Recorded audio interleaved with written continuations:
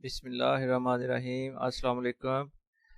आज chapter number 3 का हम स्टार्ट कर रहे हैं और इस चैप्टर नंबर 3 के लेक्चर नंबर 1 में हमने कुछ बेसिक्स शामिल की है। Definition of dynamics, force, inertia and momentum, ये आज के हमारे टॉपिक हैं इस फर्स्ट लेक्चर में।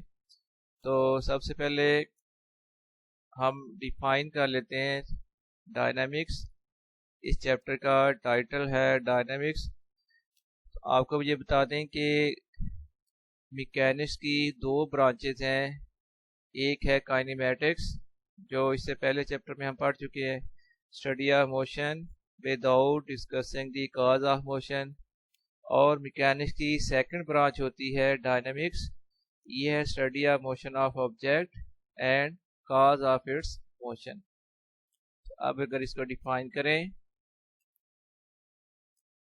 branch of mechanics that deals with the study of motion of an object and the cause of its motion is called dynamics। और इसके बाद हम नेक्स्ट एक और शॉर्ट क्वेश्चन अटेम्प्ट करेंगे। ये क्वेश्चन आएगा बोर्ड में, डिफाइन फोर्स, और इसके साथ इसकी एग्जांपल पूछी जा सकती हैं। अब देखिए, फोर्स को अगर डिफाइन करें तो फोर्स मूव्स और tends to move, stops or tends to stop the motion of a body. Force can also change the direction of motion of body।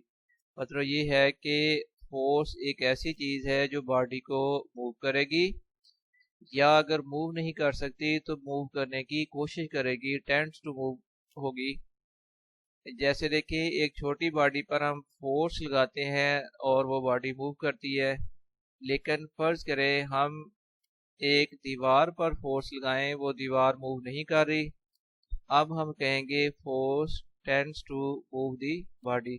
Similarly एक छोटी बॉडी अगर मूव करती हुई आ रही है, उस पर सामने से फोर्स लगाई जाए तो या तो फोर्स उसको रोक देगी, अगर रोक नहीं सकेगी तो देन हम कहेंगे force tends to stop the motion of body. इसके बाद फोर्स का ये भी काम है कि force can change the direction of motion of body. For example, अगर एक बैट से क्रिकेट बॉल को हिट किया जाए तो अब फोर्स लगाने से उस बैट के साथ जब बॉल हिट हुई है तो वहां पर फोर्स की वजह से वो जो बॉल आ रही थी उसकी डायरेक्शन चेंज हुई है। तो ये डायरेक्शन चेंज होने के पीछे जो बेसिक रोल है वो फोर्स का है। एनीहो, आपने अगर शॉर्ट क्वेश्चन आता है तो इसको डिफाइन करना है और इसके साथ एग्जांपल मेंशन कर देनी है। अगेन मैं इसको रिपीट कर देता हूँ। अ फोर्स मूव्स और टेंड्स टू मूव, स्टॉप्स और tends to stop the motion of body. Force can also change the direction of motion of body. ये तो होगी इसकी डेफिनेशन। और अपने क्वेश्चन को और अच्छा करने के लिए आप इसके साथ एग्जांपल मेंशन कर सकते हैं। First example, we apply force to open और क्लोज द डोर। एक डोर को, दरवाजे को ओपन करने के लिए या क्लोज करने के लिए हम फोर्स अप्लाई करते हैं। A batsman can change the direction of a moving ball by applying force to push it with his bat. Next फिर है, a goal keeper needs a force to stop a ball coming to him. एक goal keeper ने अगर coming ball को stop करना है तो उसके लिए वो क्या करेगा, वो फोर्स लगाएगा। तो ये फोर्स की करेक्टरिस्टिक्स हैं। तो अब ये कंप्लीट इस क्वेश्चन का आंसर होगा डेफिनेशन प्लस एग्जांपल्स। इसके बाद है जी क्वेश्चन इनर्शिया। ये एक और शॉर्ट क्वेश्चन है, डिफाइन करने के लिए आएगा बोर्ड में। डिफाइन इनर्शिया आ सकता है। तो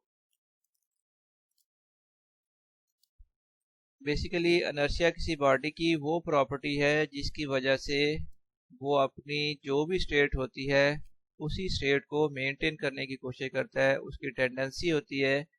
तो बॉडी में जो भी स्टेट मौजूद है वो उसको मेंटेन करे, उसको कंटिन्यू करे, तो ऐसा बॉडी का बिहेवियर उसका इनर्शिया होता है। तो by definition inertia of a body is its property due to which it resist any change in its state of rest और मोशन। मतलब कि इनर्शिया किसी बॉडी की वो प्रॉपर्टी है जिसकी वजह से वो अपनी रेस्ट या मोशन की स्टेट को चेंज करने के अगेंस्ट रेजिस्ट करता है, यानी उसकी मुखालफत करता है। जैसे देखें एक बुक टेबल के ऊपर पड़ी हुई है, ये बुक की स्टेट ऑफ रेस्ट है।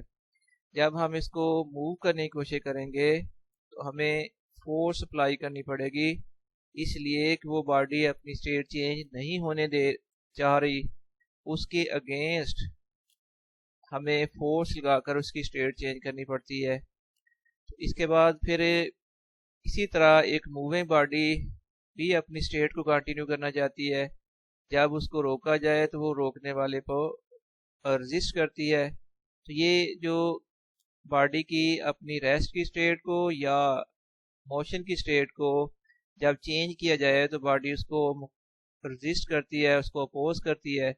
बॉडी की इस प्रॉपर्टी का नाम होगा इनर्शिया। और फिर इससे रिलेटेड और कुछ लाइंस हैं। Galileo observe that it is easy to move और stop light objects than heavier ones, यानी लाइटर बॉडी को, हल्की बॉडी को मूव करना और स्टॉप करना हैवियर बॉडी के मुकाबले में ज़्यादा आसान है। Heavier objects are difficult to move और if moving then difficult to stop. तो हैवियर बॉडी का बिहेवियर इस तरह है कि उसको मूव करना डिफ़िकल्ट होगा, और अगर वो ऑलरेडी मूव कर रहे हैं तो फिर मूविंग बॉडी को स्टॉप करना भी ज़्यादा मुश्किल होगा। नेक्स्ट फिर इसी आइडिया को न्यूटन ने कैसे एक्सटेंड किया। Newton concluded that every body resists to the change in its state of rest or of uniform motion in a straight line। Almost Newton की भी यही स्टेटमेंट है कि every body resists to the change in its state of rest or of uniform motion in a straight line। He called this property of matter as inertia। तो inertia की किसी body की इस प्रॉपर्टी का नाम सबसे पहले जो इनर्शिया रखा था तो वो साइंटिस्ट न्यूटन ने इसको इनर्शिया कहा था। यानी ये बॉडी की प्रॉपर्टी जिसकी वजह से वो अपनी स्टेट को चेंज करने के खिलाफ रेजिस्ट करे, इस प्रॉपर्टी का नाम इनर्शिया, ये सबसे पहले कॉल किया था साइंटिस्ट न्यूटन ने। He related the inertia of a body with its mass। greater is the mass of a body, greater is its inertia। ये बहुत इंपॉर्टेंट पॉइंट होता है कि किसी बॉडी का इनर्शिया उसके मैस पर डिपेंड करता है। जितना ज़्यादा बॉडी का मैस होगा उतना ही ज़्यादा उस बॉडी में इनर्शिया होगा। एक हल्की सी बॉडी है, जैसे बुक मैं एग्जांपल देता हूँ, उसकी स्टेट को चेंज करना ज़्यादा इजी है। इसके मुकाबले में अगर एज अ होल टेबल की स्टेट आप चेंज करना चाहें, टेबल का मैस ज़्यादा है, इसलिए टेबल की स्टेट को चेंज करना ज़्यादा मुश्किल हो जाएगा क्योंकि उसका मैस लार्जर है, उसके अंदर इनर्शिया भी ज़्यादा है। इसी तरह एक लाइट बॉल आपकी तरफ अगर आए, उसका मैस कम है, उसमें इनर्शिया भी कम है, तो उसकी मोशन की स्टेट को हम इजीली चेंज कर सकते हैं, यानी उसको रोक सकते हैं। इसके अगेंस्ट अगर एक हैवी बॉडी आपकी तरफ आ रही है तो उसमें चूँकि ज़्यादा इनर्शिया मौजूद है, उसकी स्टेट को चेंज करना भी उतना ही मुश्किल होगा, तो उसको स्टॉप करना ज़्यादा मुश्किल होगा, वो बॉडी ज़्यादा रेजिस्ट करेगी। उसकी वजह क्या है, उसका मैस ज़्यादा है। तो ये कंक्लूजन ये फिर बनी कि mass of a body is the measure of its inertia, या दूसरे वर्ड में ये कह लें कि inertia of a body depends on mass of the body. इसके बाद एक और बहुत इंपॉर्टेंट शॉर्ट क्वेश्चन ये है डिफाइन मोमेंटम, और इसके साथ क्वेश्चन बाद दफ़ा आ जाता होता है define momentum and write down it's SI unit. तो अब quantity of motion of a body it possesses due to mass and velocity is called momentum.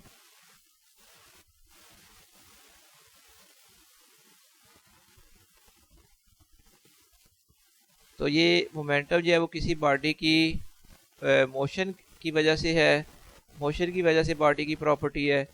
तो फिर किसी बॉडी की वो प्रॉपर्टी जिसकी वजह से मूविंग बॉडी को अगर रोका जाए तो वो रोकने वाले पर फोर्स एक्सर्ट करती है बॉडी, इस प्रॉपर्टी या इसको कहते हैं क्वांटिटी ऑफ मोशन। तो सबसे पहले न्यूटन साइंटिस्ट ने इस टर्म को कहा था क्वांटिटी ऑफ मोशन। तो ये क्वांटिटी ऑफ मोशन जो है ये प्योरली एक मूविंग बॉडी की प्रॉपर्टी है, और प्रॉपर्टी ये है कि मूविंग बॉडी को रोकने पर वो फोर्स एक्सर्ट करती है। तो ये quantity of motion of a body it possesses due to its mass and velocity is called momentum, और mathematically momentum p of a body is given by product of its mass and velocity। तो momentum जो है वो equal होता है product of mass and velocity। इसकी वजह ये है कि momentum दो चीज़ों पर डिपेंड करता है, एक चीज़ है mass of the body और दूसरा फैक्टर है velocity of the body। So momentum is a vector quantity. Its SI unit is kilogram meter per second, क्योंकि momentum equals to है product of mass and velocity। mass का unit होता है kilogram और velocity का unit है metre पर second. तो फिर momentum का यूनिट बन जाएगा किलोग्राम मीटर पर second.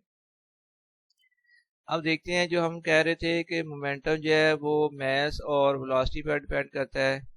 A bullet has a very small inertia due to its small mass, but why does its impact is so strong when it is fired from the gun? इसकी वजह क्या है कि bullet का inertia तो कम है क्योंकि उसका mass भी कम है, इसका फिर इम्पैक्ट क्यों ज़्यादा है? उसका इम्पैक्ट ज़्यादा होने की वजह उसकी लार्ज वेलोसिटी है। इसका मतलब ये जो मोमेंटम है ये वेलोसिटी पर डिपेंड करेगा। बुलेट का मास कम होने के बावजूद उसकी वेलोसिटी लार्ज है, उसका इम्पैक्ट भी लार्ज है। दूसरी एग्जांपल लिखिए, on the other hand impact of a loaded truck. देखिए लोडेड ट्रक जो है उसकी वेलोसिटी बुलेट के मुकाबले में बहुत कम होती है, लेकिन उस लोडेड ट्रक का इम्पैक्ट बहुत लार्ज होगा। तो on the other hand the impact of loaded truck on a body coming its way is very large even if the truck is moving slowly। अब ये देखो कि ये ट्रक जो है स्लो मूव करने के बावजूद इसका इम्पैक्ट वेरी लार्ज क्यों है? क्योंकि इसका मास लार्ज है। इसका मतलब ये दो मेन फैक्टर्स हैं जिस पर जो मोमेंटम है वो डिपेंड करता है। वो फैक्टर्स कौन से हैं? वो फैक्टर्स हैं मास और वेलोसिटी ऑफ द बॉडी। अगर ये दो फैक्टर पर मोमेंटम डिपेंड करता है तो फिर मोमेंटम इक्वल होता है product of mass and velocity. इसके साथ ही ये लेक्चर आपका कंप्लीट हुआ। बाकी इंशाल्लाह ताला नेक्स्ट लेक्चर में हम शामिल करेंगे। अल्लाह हाफिज़।